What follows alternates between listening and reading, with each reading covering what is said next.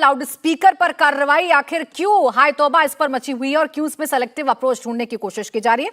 दानिश कुरैशी जी, आप जवाब देना चाह रहे थे कि इसमें सुप्रीम कोर्ट के फैसले को अमल कराने की जिम्मेदारी तो सरकार की है, और सरकार अगर अमल कराएगी और आप उसी पर सवाल खड़े कर देंगे तो फिर कैसे काम होगा? देखिए, मैं ये कह रहा हूं कि सुप्रीम कोर्ट का फैसला या अमल कराने का काम सरकार का है, मैं इस बात से वो नहीं कर रहा हूं। लेकिन दिक्कत मैंने जो आपको बताई कि जिस तरीके से धार्मिक आस्था जुड़ी है, चाहे मंदिर की हो चाहे मस्जिद की हो, तमाम लोगों की आस्थाएं जुड़ी हैं, और अगर वहां इस तरीके की कार्रवाई होती है, बजाय उसके समझा के भी आराम से काम किया जा सकता है, इसमें दो राय नहीं है। लेकिन हाय तौबा मचाने का काम भारतीय जनता पार्टी का है, और देखिए इनके पास बोलने को नहीं है, इसलिए इनको याद आ जाता है कि भाई देश में किसने क्या किया, और वो ये भूल जाते हैं कि पूरी जिंदगी जिन्होंने अंग्रेजों की मुखबिरी करी है, उनको दिक्कत है असद साहब से, उनको दिक्कत है अकबर साहब से, तो अब आपको दिक्कत है तो आपका कोई इलाज हो नहीं सकता, क्योंकि हम तो यहीं हैं और हम यहीं रहेंगे और पूर्वज अंग्रेजों के यहीं रहेंगे, आप कुछ नहीं कर पाएंगे। पाकिस्तान जाना चाहते थे, आप इस दूसरे बात का नंबर की ध्यान बात मैं रखिए, आपको बताऊं कि पाकिस्तान जाना चाहते थे, जिन्ना के तलवे चाटते थे, बीच में इंटरप्ट मत करिए, आप बोल रहे थे मैं सिर्फ आपको बता रहे हैं, आपने गलत ऐसे बात की, करेंगे हमने तो अंग्रेजों के तलवे देखिए शुक्ला साहब, ऐसे आप बोल रहे थे मैं खामोश था, सुन लीजिए, उनके अब्बा के अब्बा, पूरा खानदान जो है सुनिए तो जिन्ना के तलवे चाटता था, दिक्कत क्या है? देखिए,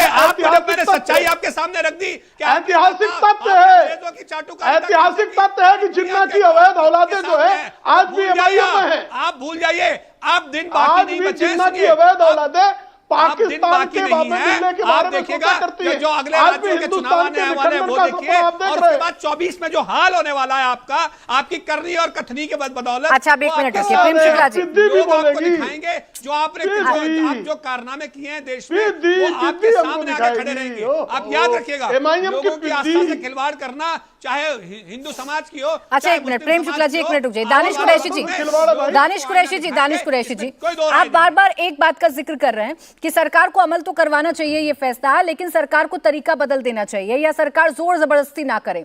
मैं आपसे फिर वही दोहराऊंगी, एक भी उदाहरण मुझे बता दीजिए जहां जोर जबरदस्ती हुई हो, जहां सरकार ने कोई फैसला लिया हो या सरकार पुलिस गई हो तो मारपीट के साथ लाउड स्पीकर उतारा गया हो। एक भी चीज मुझे ऐसी बता दीजिए, और ये भी बता दीजिए कि आस्था पहले है या सुप्रीम कोर्ट का आदेश? मैंने बिल्कुल तो कहा आपसे कि भाई भारतीय जनता पार्टी के लिए तो सबसे पहले अपनी सहूलत है। अगर उनको लगता है कि आस्था पहले है तो वो उसकी बात कर देते हैं, संविधान को एक तरफ ताक में कर देते हैं, एक तरफ लगता है कि अब संविधान की बात करनी है तो फिर वो संविधान की बात करते हैं। यही तो इनकी परेशानी है। दिक्कत ये है कि वो जिस ओथ पे वो हलफनामा लेके बात करते हैं ना, वो उससे घूम जाते हैं। आप देखिएगा उनके मेंबर ऑफ पार्लियामेंट बीजेपी का पक्ष रखने के लिए आए क्या? तब उनको याद नहीं आता कि संविधान की जिम्मेदारी है। दानिश कुरैशी, मैंने आपसे पूछा था, अब बीजेपी क्या चाहती है ये तो बताने के लिए प्रेम शुक्ला जी काफी हैं, लेकिन आप क्या चाहते हैं ये बताने के लिए तो आपको बुलाया ना मैंने। एआईएमआईएम क्या चाहती है ये बताने के लिए मैंने आपको इनवाइट किया है। अब आप भी बीजेपी क्या चाहती है ये बताने लग जाएंगे तो क्या फायदा आपको चर्चा में बुलाने का? आप बताइए ना। एक मिनट, बहुत गोल बातें हो गई, एक मिनट रुकिए। आप मुझे बताइए, दानिश कुरैशी के हिसाब से ये देश आस्था से चलेगा या ये देश चलेगा सुप्रीम कोर्ट के द्वारा पारित आदेश और संविधान से? नहीं है मुख्यमंत्री के तौर पे। दानिश कुरैशी जी, अगर आप सुनेंगे नहीं तो मजबूरन मुझे आपकी आवाज को थोड़ा कम करवाना पड़ेगा।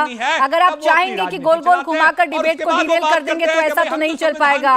अच्छा ठीक है, मैं आगे बढ़ रही हूँ। आपके पास मेरे सवाल का जवाब है नहीं, आप सुनना नहीं चाहते हैं और सवालों से भागना चाहते हैं।